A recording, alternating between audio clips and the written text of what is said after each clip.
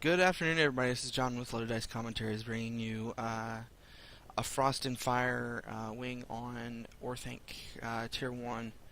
Just a quick run here. The reason I'm on my Warden and not in a raid is the fact that the footage starts right in the middle of combat. I forgot to start the footage when I first came in, but I'll at least get you started and get you an idea what the first room looks like before we just start combat.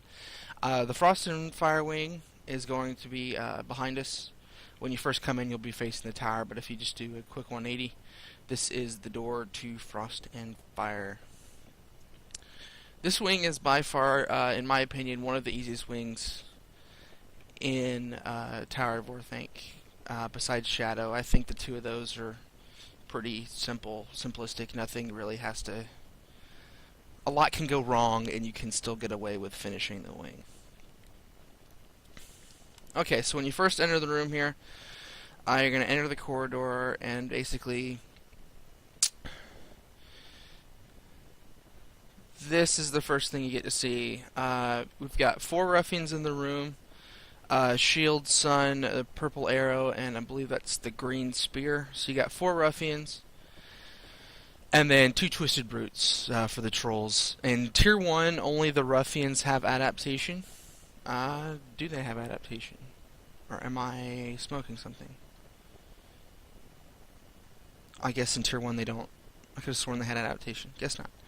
But anyway, what you want to do, you want to have 2 CC in here, definitely, just like the majority of the other wings.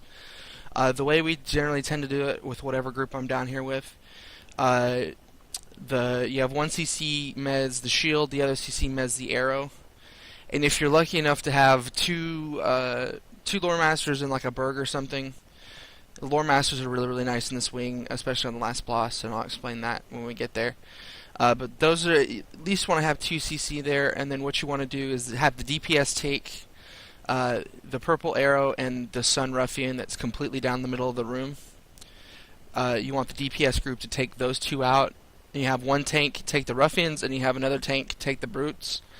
The tank that takes the Brutes, if you've got good enough heals and a captain, you can kind of just sit in a corner and take it. If not, then just kite them. Really simple. But you definitely want the Ruffians first. Yeah, you want to take the Ruffians first because they're going to be able to heal each other, and you see that boon of leadership skill, which is, they get buffed up when they're near each other. And that is not good when you've got 4 of them and several trolls. So, I'm going to go ahead and switch over to my captain and start showing you guys the first pull. Alright guys, so here is the combat of the first pull here. We are on the Sun. The first thing you see there is that the stun that we're running through, with the main issue being it's a disease. And throughout the combat, pardon me, the ruffians are going to call out somebody's name, and they need to pot disease immediately, or just like that we're going to get a nice AoE. I believe it's a good 8-second stun, 6-second stun. It's really annoying, especially on the healers. It's just one of those things, you got to have pots. We didn't have lore masters for this fight, which would have helped incredibly with potting the disease, but it's one of those things is I could personally, pot it, and if for some reason your group doesn't have lore masters and your pots are on cooldown, like Mighty Tomatoes is there, run away from the group. It's an AoE, so the deal is that if it's an AoE, you just kind of run off to the side. It doesn't hit anybody, and we do okay. Plain and simple. Couldn't be any easier. So we've already downed one of them. Now we're down in the second. We're on both of the CC'd ruffians now, and there another poison goes off. This group was just, the diseases here were really rough. But it's annoying. But you get it done. So now all the ruffians are down, like I explained earlier. We've got one of our tanks, Chapati. He actually picked up one of the overseers, so we're gonna go pick that one off first, and then start beating up the trolls.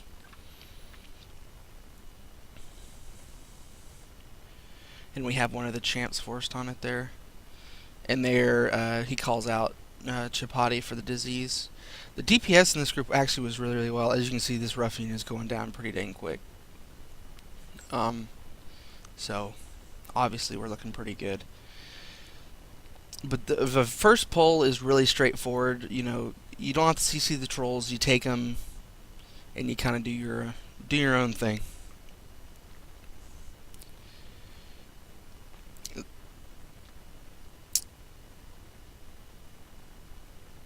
Yep. Oh, the other thing I want to apologize for is the game sound. With the amount that our kinship pugs, there's a lot of in-game chat going on, and I can't edit that out of the in-game sound. If I had TeamSpeak, I can make it so that Bandicam doesn't record TeamSpeak, but we don't. Our kin is not large enough to have only TeamSpeak runs. Oh darn! I'm sorry. Have to get over it. But the one thing you do want to watch on these trolls, now that we're on the second one, the trolls do stack corruptions, and you can see them fall there. Corruptions, it's a huge heal over time, so you've got to get rid of them, or you're not going to be able to DPS through the majority. Hopefully here, I know people start sending me tells all the time because people know my warden now, and I'm starting to get into random runs for no apparent reason. So if I have any random tells that the world should not be seeing, sorry. I probably should take it off my general log just in case. I know I've edited out some already, but okay. So second pull here, it's the same amount of ruffians. You've got 4 ruffians, but now you have the warriors on the left and right hand side of the room. I believe it's 6 total. 3 on the left, 3 on the right. You want to do the same thing. You want to mez the ruffians again, left and right side, and then take out the 2 ruffians that are free. The shield and the arrow, the purple arrow on the left and right hand side there, and then you just mez them. The order of combat is ruffians again, then the warriors, and then the 2 CC ruffians. The main reasoning behind that is if you're lucky enough and you can CC all 4 of the ruffians, you just AoE the ever-living fool out of the warriors, and all that fun jazz. The ruffians, when they stack, they're going to give all those warriors that buff, which is incredibly annoying when it comes to damage and having to heal the tank. And we're taking a long time to explain this pull for some reason. Oh, I guess they're ready checking. Okay. Sorry, I haven't seen this footage since I ran it, I think a good 10-15... Nah, it wasn't 10-15 minutes ago. Probably about 2-3 days ago.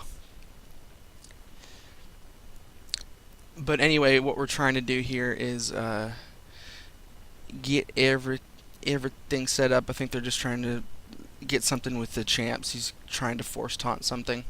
Like we have that center ruffian in the middle of the room there. That's going to be the first target. I think a DPS assist on this. If not, Bumborn is one of the burglars in the group. And then basically we just pull the whole entire room. Okay, you can run in the room now. And now. And now. I edited the third pull because we had people go AFK for that one. And go. And go. Dear Lord, people. Ah, it's reloading. I think we're getting ready to go. Okay, there we go. There goes the big guy into the room. So, yep, 6 warriors, and they're going to periodically get bubbles. Those bubbles are from the ruffians, so you've got to watch the ruffians. That's the reason you want to get the ruffians early, because they'll just sit there and bubble the warriors until, you're sick and tired of bubbles, and you don't want to deal with them anymore. So we've got 2 champs in a group, so we're going to stack up the ruffian in the first 3 set of warriors.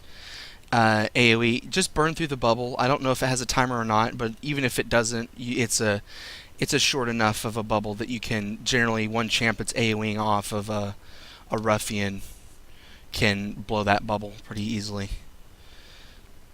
So the warriors do have much less morale than the ruffians do. And then you just take, this is the last set of warriors here, and then we go on to the 2 days ruffians. In my opinion, this second pull is much, much easier than the first one. The trolls, albeit, are more annoying than they are deadly. But I find this pull, generally you don't have people dying. As you can tell, we didn't have too many diseases hit. So, stun immunity, not a big deal. Or we didn't have to worry about stun immunity. And this group, it's the majority of it is actually kin members, people that we generally run with all the time. I think we've got 2 or 3 people that are pug. So, but again, this is, in my opinion, one of the easiest wings to pug in Orthanc, aside by Shadow. But to get to Shadow, you've got to get the first 3 locks, which are Acid, Acid, Lightning, and then Frost and Flame. Hopefully I'll have an Acid for you guys. I'm going to hopefully be tanking that tonight, and if that's the case, I'll get that for you, and possibly Shadow as well, both Tier 1. I don't do Tier 2. I hate Tier 2. So anyway, that's the second pull. The third and final pull in this beautiful, nice little tower over here is basically a mix of the 2 pulls. You're going to have 4 warriors, split 2 and 2 on the right-hand side. You're going to have 4 ruffians, 2 front, and you got 2 in the back roaming, and then you've got 2 trolls. This pull can be incredibly, incredibly annoying. Sorry for the jump there. And if you've got mobs running around with their heads cut off, this can get old fast. The pull is by far, if you're going to wipe it all during Frost and Flame, it'll be during this pull. And the good thing about it being Tier 1, for those of you that don't run Tower of Orthanc too often, I know with Rise of Rohan here coming up soon, it's kind of driving people away from doing endgame content like this. I highly suggest you don't, mainly due to the fact that, you want to save your medallions and seals. Granted, there's a lot of speculation on, they're going to add a new counter for medallions, or they're going to do this, or they're going to do that to it. And, there's no way you can really tell.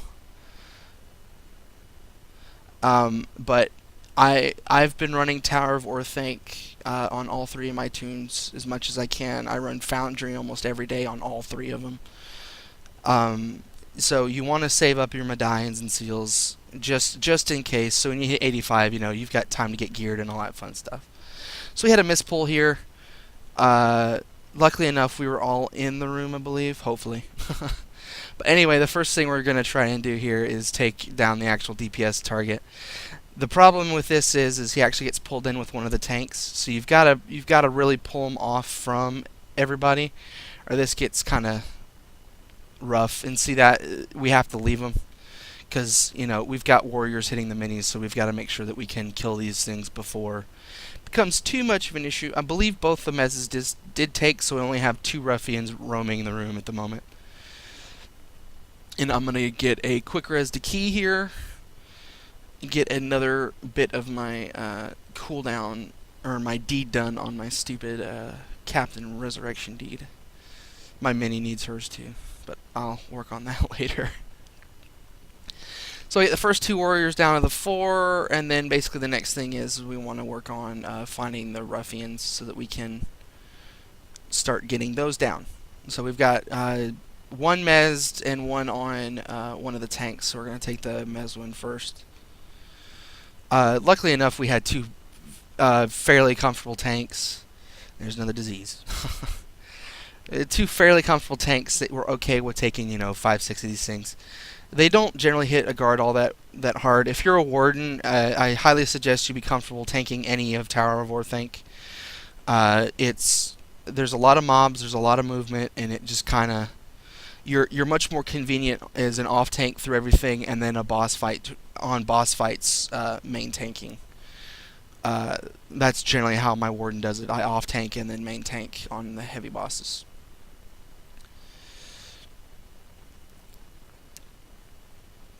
We're slowly getting through this pull. Almost lost a tank there. He, luckily enough, got a Runekeeper bubble.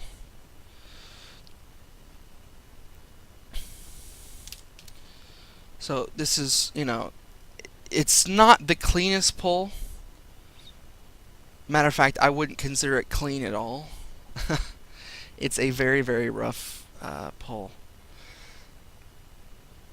You still got a warrior up for some reason. That's why I'm looking at kind of this and going, wow, this group was pretty pug. It wasn't extremely pug. If it was extremely pug, we probably already would have wiped.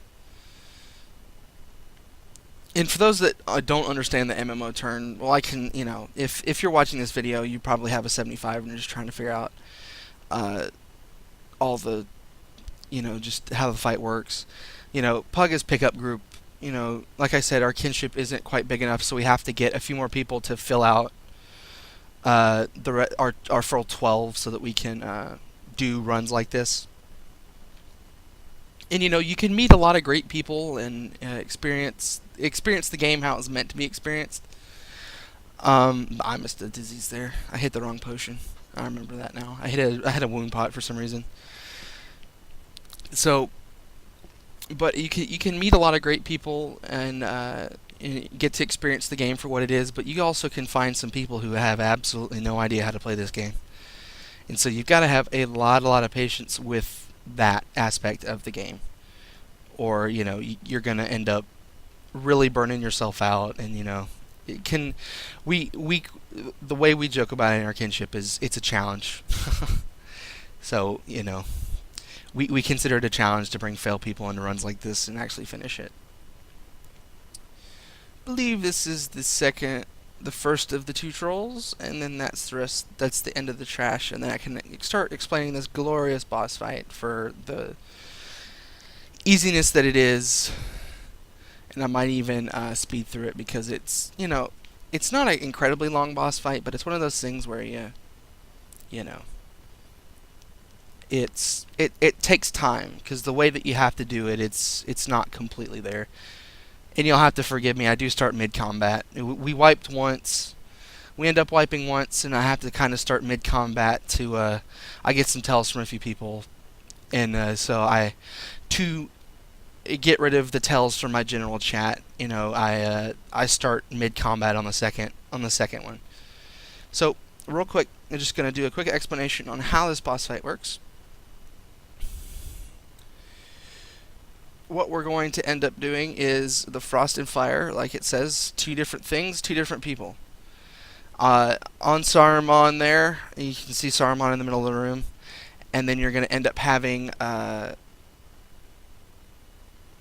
put Songbrother on the minis here for the reason of the length of this fight. But what's gonna happen is you're gonna have a left-hand side and a right-hand side. The guy on the left is going to be Frost, and the guy on the right-hand side of Saruman is going to be Flame or Fire.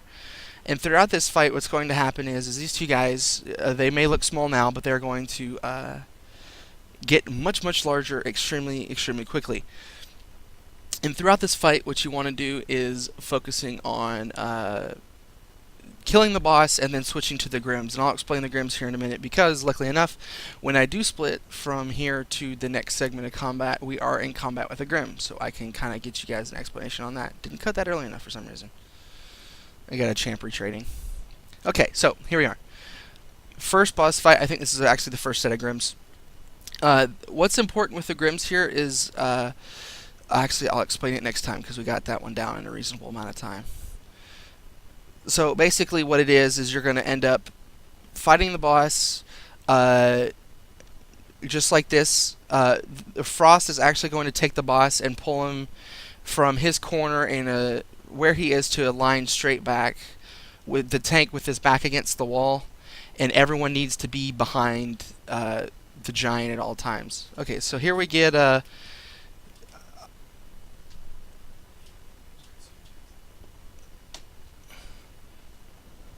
okay, sorry about that. Someone just entered my room while I was explaining this fight. So you're going to have Frost Grims at summon, and for every amount of Frost Grim that's going... There's going to be a Frost Grim summoned for everyone that's in front of the boss, so you need to be behind the boss at all times. And the trick with the Grims is they don't have a lot of health, but I believe it's 2 or 3 times during their while they're being up, they're going to become immune to damage, and to get rid of the immunity, you have to get some type of CC on the body, or CC on the Frost Grim. It can be anything. It can be a root, it can be a stun, it can be a mez. Doesn't have to matter. It doesn't even have to stick. But if you don't get that CC off, it's going to be immune to damage.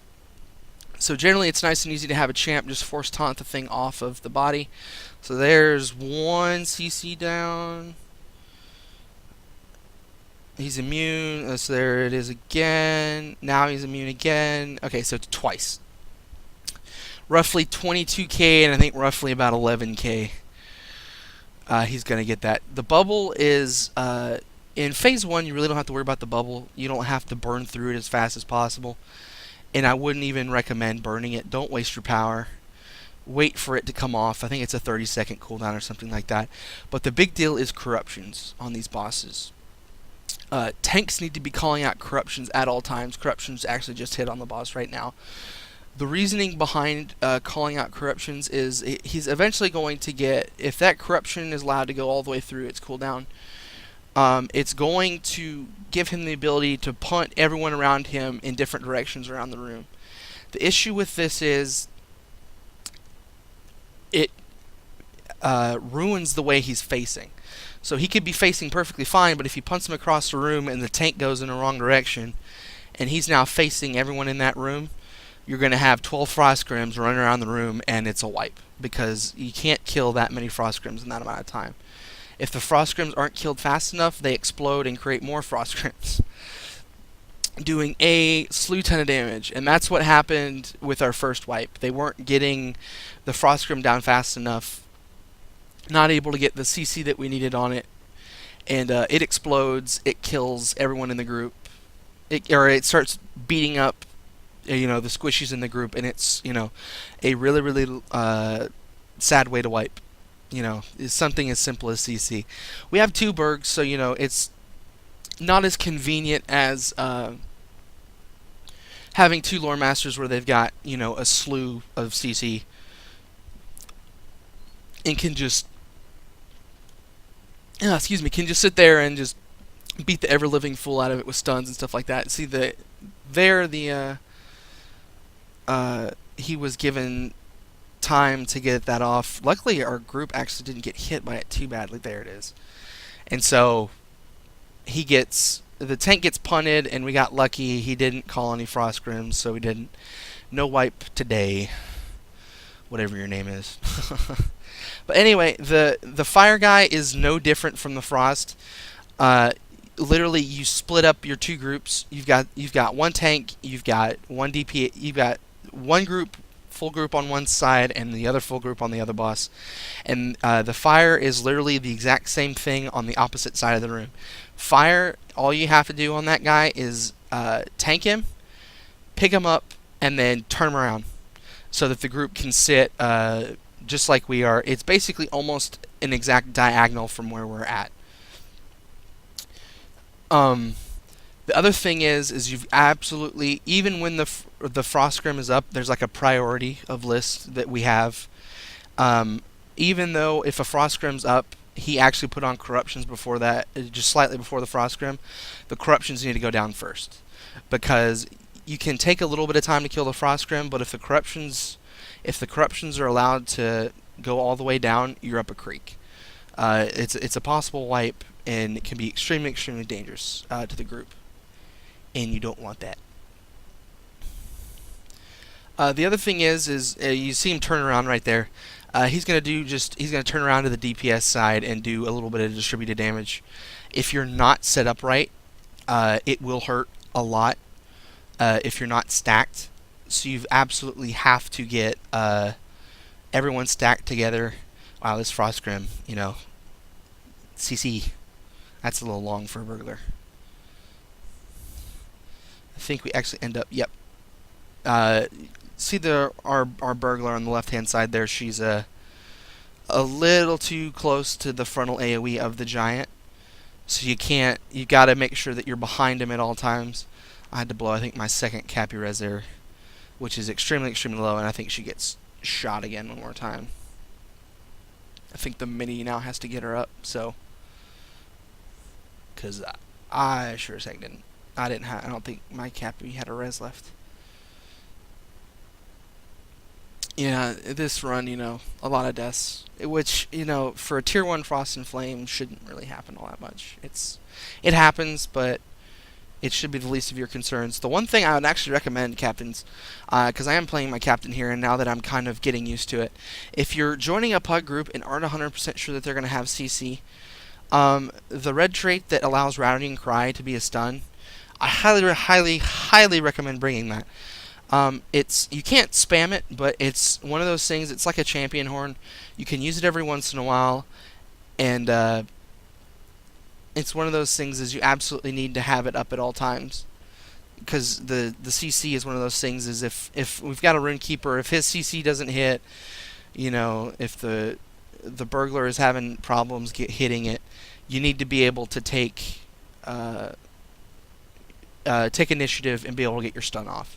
And that's really what I think Rowdying Cry is. And after this one is kind of when I sat down and went, wow, I really, really need Rowdying Cry. So, oh wow, there's the corruption. There's a nice big show of the corruption there. That was, yeah, that was bad. So anyway, the first group just actually finished their fire. The first group needs to do is you need to stay back for a few seconds, because actually what the fire boss is going to do is make it so all the frost damage you take is times 100% what it should be. Same thing with the frost. They're going to make it so that 100% fire damage you take. So whichever group finishes first, you got to give it a couple seconds and then take everything out. So the boss is down here, so now we just pick off the 2 frost scrims there.